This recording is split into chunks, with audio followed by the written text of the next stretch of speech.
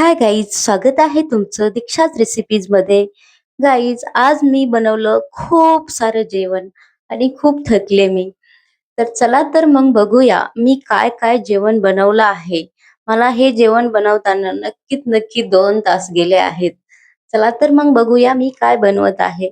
आणि हो, तुमच्या इकडे पाऊस आहे का? मुंबईला खूप पाऊस आहे. रोडला पाणी साचलं, घरांपुढे पाणी साचलं, गाड्या पाण्यात डुबत आहेत. पाऊस कोणाला घराच्या बाहेर निघू देत नाही, कामाला जाऊ देत नाही. खूपच कंटाळा आणला पावसाने. तुमच्या इकडे पाऊस आहे का? आणि तुम्ही कुठून बोलत आहेत, कमेंट करीत आहेत हे नक्कीच सांगा. मी मुंबईहून बोलत आहे. मुंबईला खूप पाऊस आहे. चला तर मग बघूया मी काय बनवत आहे. मी बनवत आहे बिर्याणी आणि भाजी, चपाती हे सर्व मी काही आज बनवत आहे. तर मी इथे 1.5 किलो चिकन घेतला आहे आणि हा तोच मसाला घेतला आहे. हे बिर्याणीचा मसाला घेतला आहे. कढीपत्ता, मिरची, अद्रक लसूणचा पेस्ट आणि 2 मोठी विलायची, शाही जिरा, साधा जिरा आणि तेजपत्ता. तर आणि हे भाजलेला जे कांदा दिसतोय ते मी भाजीसाठी भाजून घेतला आहे. आपल्याला चिकन ग्रेव्ही बनायसाठी.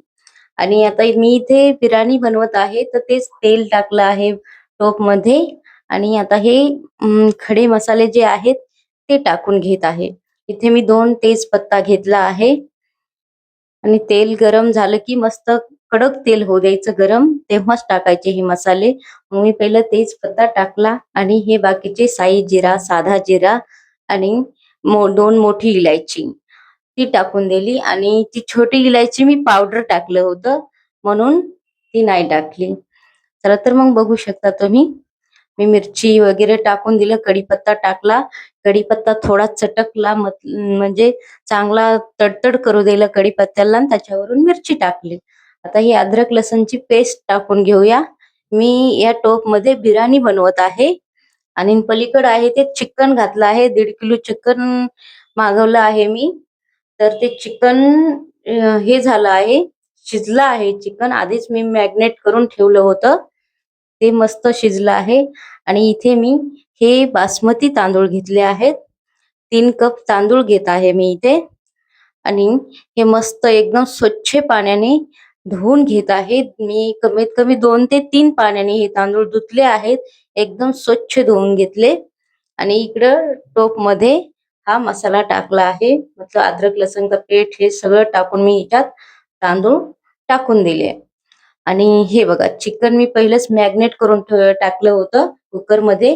तर मी हे मॅग्नेट करताना सर्व काही मसाले टाकले होते, बेसिक मसाले आपलं धनिया पावडर, हल्दी पावडर, नमक, घाटी मसाला टाकला आहे. आणि हो, हे सगळं टाकून दही हे लावून मॅग्नेट करून कोथमीर बिथमीर लावून हे केलं होतं. मॅग्नेट करून शिजवलं, त्याला थोडस 1 शिट्टी लावून घेतली. आणि हे मी लिंबू टाकत आहे. लिंबाने काय होतंय, टेस्ट पण चांगला येतोय. आणि आपला भात आहे ना असा मोकळा मोकळा शिजतोय मस्त त्याच्याने. लिंबू मी तर चवीसाठी नाही तर भात मोकळा होण्यासाठी लिंबू वापरते. मला खूप आवडतोय, मोकळा भातच आवडतोय मला, चिकट भात बिलकुल आवडत नाही.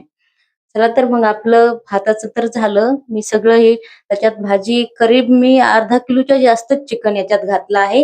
आणि अर्धा किलोच्या जास्त म्हणजे अर्धा अर्ध करून टाकलं आहे, अर्ध भाजीला ठेवलं आहे बाकी.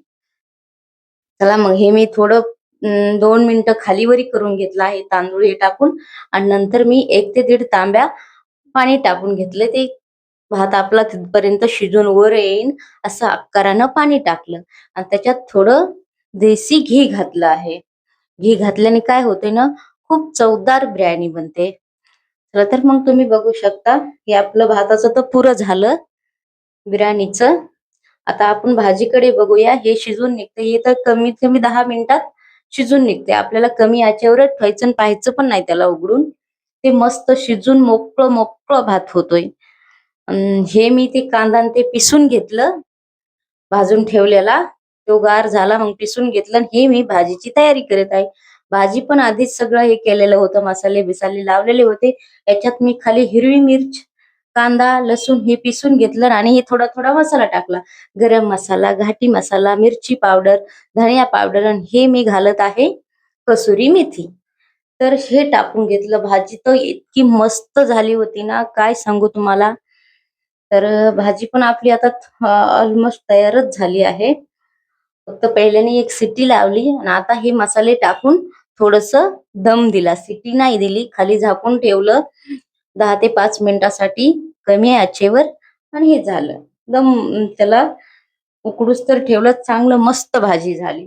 चला तर मग आपलं जेवण रेडी आहे. एवढं सगळं मला 1 ते दीड तास लागला एवढं बनवता.